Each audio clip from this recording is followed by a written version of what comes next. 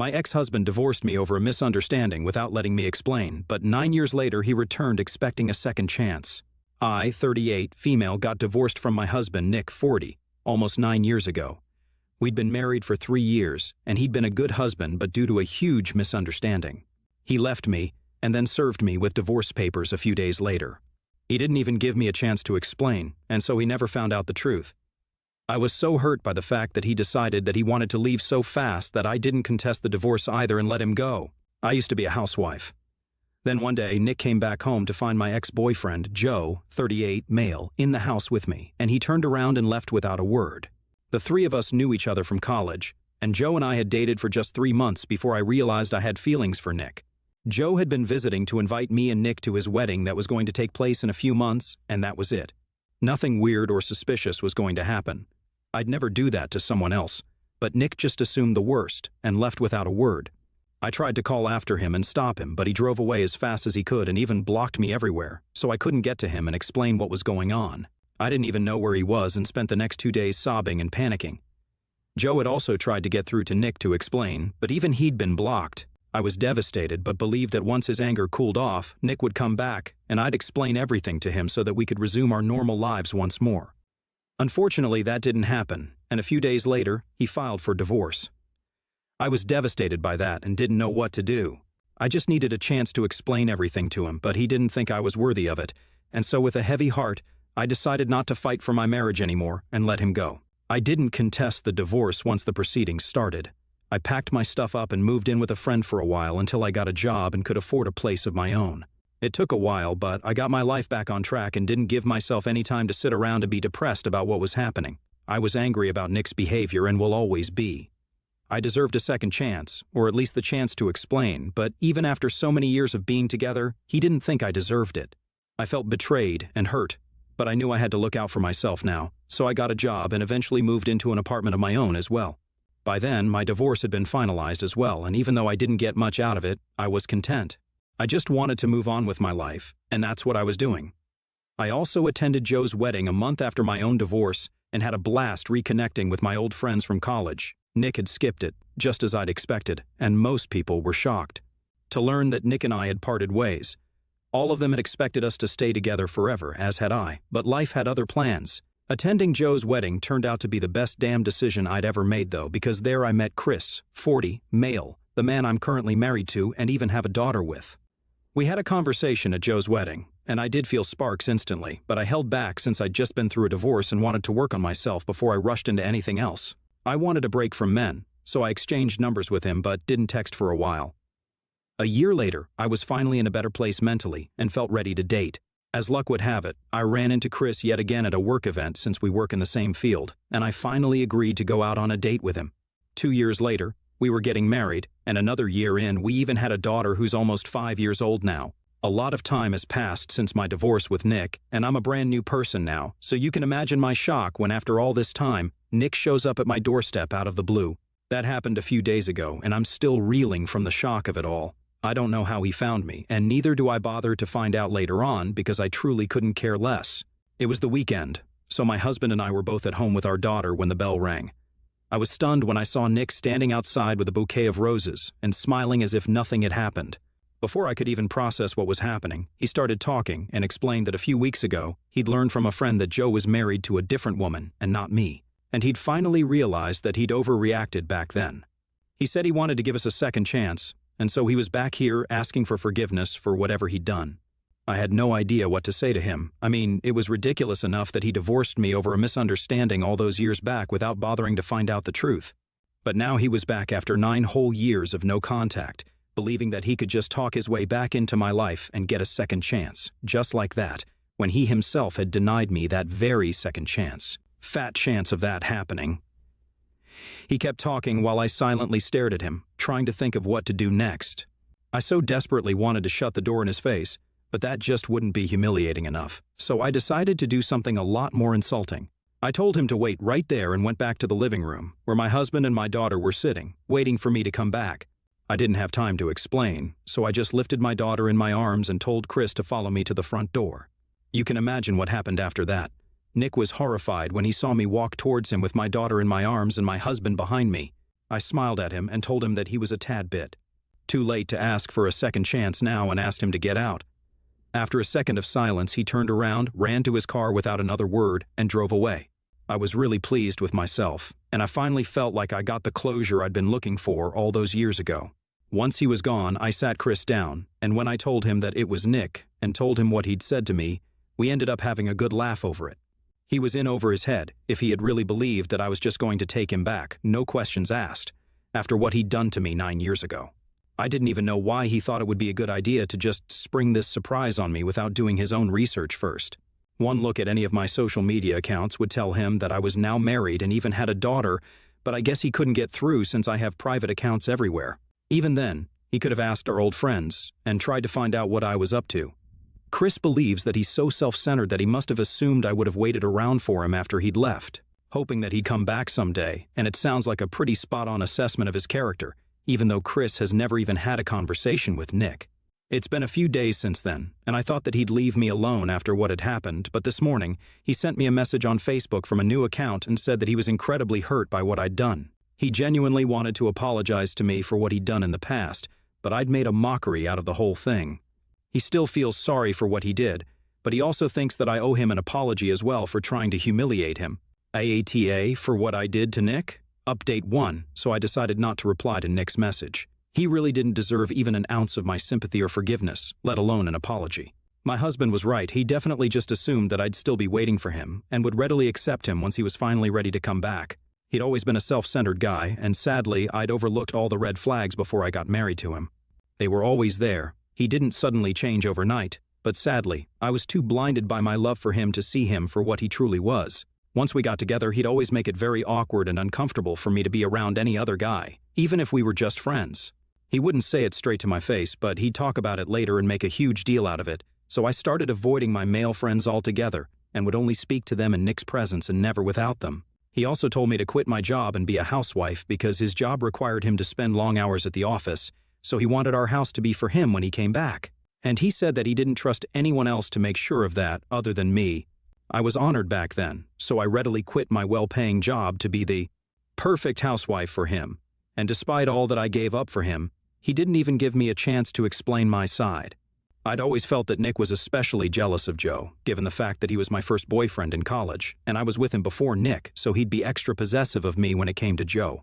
He never had a reason to, though, since I was always loyal to him and would never even imagine cheating on anyone. But he clearly didn't think that highly of me. After our divorce, I was really torn up, and it took me a long time to pull myself together and give love a second chance. A lot of you guys have been saying that I jump from one relationship into another, and maybe it's true. I don't know. I can't exactly deny it because getting into a relationship just a year after a divorce might be too quick for some people, but I'm glad that I did it. I took that leap of faith, and that's why I have the best husband and a beautiful daughter today. So I'd say that I'm pretty content with how my life has turned out. I'm not going to apologize to Nick, but I guess I do owe him a thanks at the very least, since if he hadn't left me, then I might still have been stuck in an unhappy marriage. Update 2. Okay, so I found out a couple more things about Nick.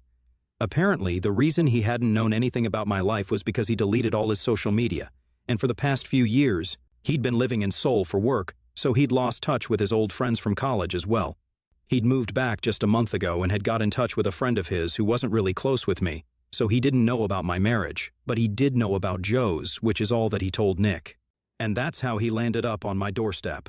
It's still bizarre that he chose to approach me even after almost a decade of not being in touch, but whatever, I'm over it now. He hasn't texted me after I ignored his message, and I don't think he will either. I also told Joe about what had happened, and even he was shocked at the audacity that he had, showing up without any warning and expecting me to just take him back, and even demanding an apology from me because I decided to insult him the same way he'd insulted me. My daughter did ask me who that man was, but I didn't tell her the truth because she doesn't need to know. I told her he just had the wrong address, and that seemed to pacify her, so she didn't ask about it further. I don't think I'm ever going to tell her unless she somehow finds out on her own, which feels really unlikely. Update 3. Nick texted me again after almost a week of no contact. I guess I'd forgotten to block him, which was kind of silly on my part, but I'm really busy with work, so I'm not beating myself up about it. Coming to the text, he said that he still has a lot of things that he wants to talk about and wants to meet me. He also said that he doesn't mind that I have a husband and a daughter and would still like to give our relationship another shot because he knows that that's what I want as well, deep down. He's insinuating that I'd be down to cheat on my husband with him, basically. Which is just so ironic, because isn't that exactly what he left me for 9 years back? I was speechless when I saw that text because it was so disgusting. I couldn't believe that he even had the audacity to send that text to me and thought that I'd entertain it in any way. I wanted him to leave me alone, and then blocked his number because I sure as hell don't need this man back in my life. It's disgusting the way he can't see beyond himself. I don't understand why he still believes that I have any feelings for him at all apart from hatred. Because I think I made it very clear when he came to visit me that I didn't care for him anymore, and my family is all that matters to me now. He should have just taken the hint and left me alone, instead of showing me how low he can go and what a creep he is. It's making me feel so icky to even speak about this. At least now he's blocked, and whatever disgusting message he decides to send me next, I won't have to see it. I'm trying to erase the memory of the first one from my head as well. To be honest, it's just gross. Update 4, it's pretty ridiculous how some of you guys are accusing me of still being into Nick.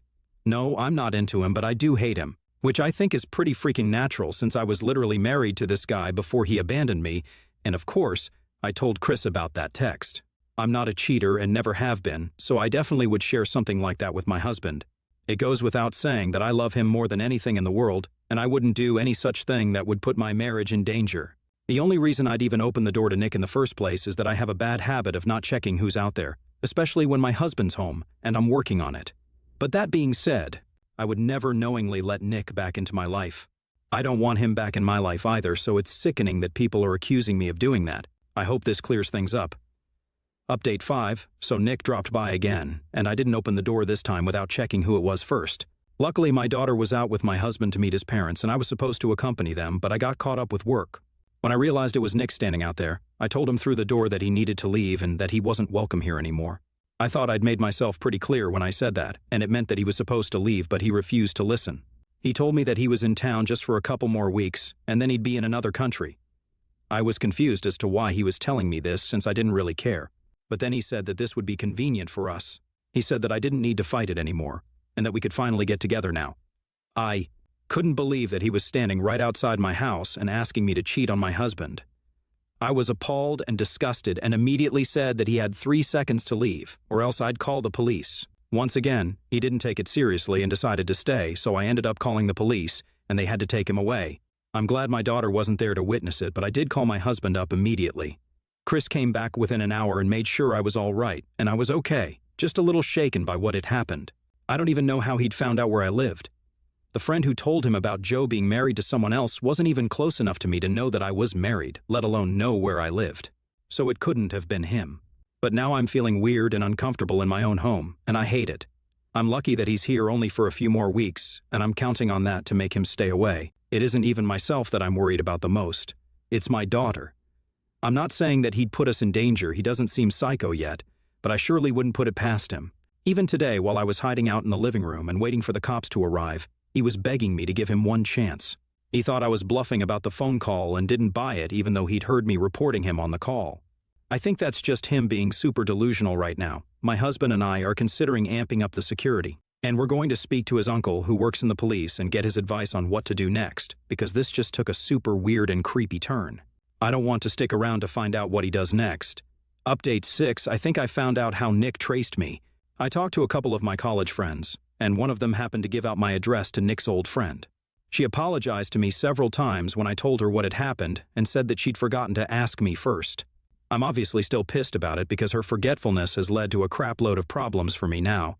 I'm taking a break from this woman now because what she's done was immensely stupid. You don't just give out people's addresses without asking them first. I think even second graders would know something as basic as that. I haven't heard from Nick after he was escorted off our property by the police, but we're still considering moving just in case he was lying about being here for only a few more weeks. Chris and I don't want to risk anything, especially since our daughter goes to school nearby, and I'm feeling incredibly paranoid and anxious about how this situation has turned out.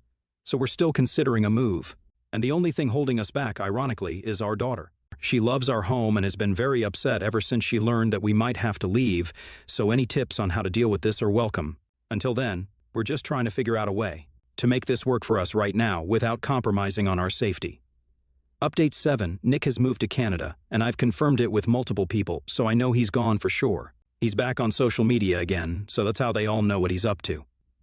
He had texted me once after I'd called the cops on him, only to tell me that he still believed something could have happened between us that day, but I was just too scared to let myself do anything. He told me that he'd wait for the day I'd realize, just like he did, that I still loved him, and that my husband was just an obstacle in our way and nothing more. He even said that he'd be willing to adopt my daughter to show how devoted he was to me, and sent me his address in Canada so I could reach out to him whenever I felt I was ready. I couldn't believe that people could be this delusional, but at least he was gone. He'd used a new number to text me, so I blocked that as well, and that was it. I no longer have to deal with this bullcrap or worry about him showing up at my house unannounced again. I'm mostly happy about the fact that we didn't have to move because my daughter is so happy that she gets to stay in the home that she loves. As long as she's happy and safe, I'm okay with everything. And now that I know we're not in any danger, I'm not that worried either. We're still keeping the security measures we've taken in place, though, just to be doubly sure. Chris and I also did read the last message that Nick had sent together. We were sitting on the couch drinking wine and watching our daughter play, and it honestly felt ridiculous that even after he'd seen my family, he still believed that I'd want him. I can't imagine how any human being can be so self-involved. I even sent Joe that text, and he had the same reaction as us. I'm still not speaking to my friend who gave him my address, though. What she'd done was very irresponsible, and as a mother herself, she should know better than that. Not only did she put me in a really tough spot, but also my family, and that's something that I just cannot forgive her for. Anyway, my husband and I are planning a vacation to the beach, my daughter's favorite place, in a few weeks so that we can let some steam off, which is much needed since these past couple of weeks were really very stressful for me. And I feel like I've earned a break. I've been very busy with work, as has my husband, and I'm sure this will do us a lot of good. Thank you guys for all the love and support that you guys have been sending us. Much love.